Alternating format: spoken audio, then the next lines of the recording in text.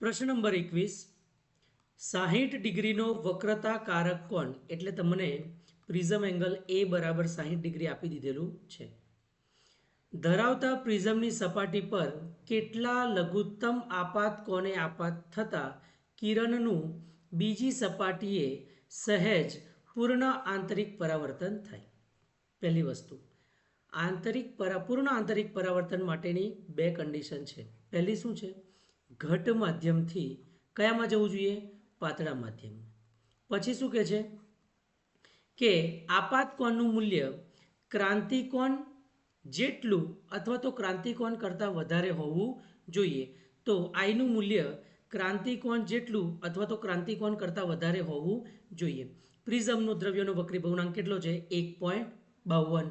બરાબર છે. ચાલો, હવામાંથી આપાત કરીએ છીએ તો વક્રી ભવનાંક કેટલો? 1. કાચનો વક્રી ભવનાંક કેટલો? 1.52. બરાબર છે. હવે અહીંયા આપણને પૂછેલું છે કે લઘુત્તમ કેટલા આપાત કોને આપાત કરીએ કે જેથી શું થાય? પૂર્ણ આંતરિક પરાવર્તન. હવે આપણને અહીંયા બીજું કંઈ આપ્યું ના હોય, આ બી શોધવાનું છે, આપણને ખબર નથી. સૌથી પહેલાં સપાટી નંબર 2 પર જતા રહેવાનું. કેમ? પૂર્ણ આંતરિક પરાવર્તન અહીંયા જ કરવાનું છે, સહેજ કરવાનું છે એવું કીધું છે. એટલે પહેલાં કઈ કન્ડિશનથી વાત કરીશું? ક્રાંતિકોણવાળા પર. ક્રાંતિકોણમાં શું થાય? એ આપાત કોને વક્રીભૂત થયેલું કિરણ કેટલાય થાય છે?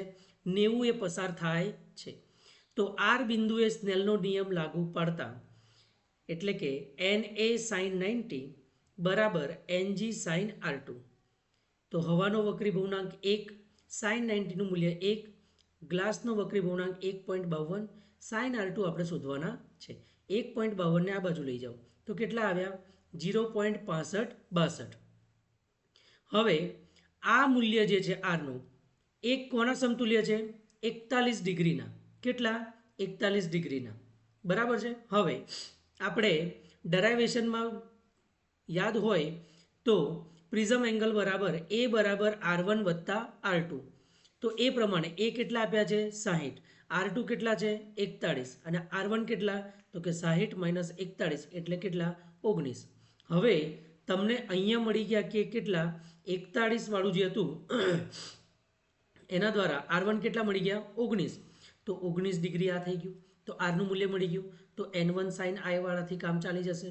તો NA sin I NG sin R1. તો R1નું મૂલ્ય ખબર છે, NGનું મૂલ્ય ખબર છે, NAનું મૂલ્ય ખબર છે. તો sin I મળી જશે. તો 1.52, 0.3256, બંનેનો ગુણાકાર કરીએ તો 0.4962. આઈનું મૂલ્ય તો કે સાઇન ઇનવર્સ 0.4962, જે કોના સમતુલ્ય છે? 30ના. ઓકે.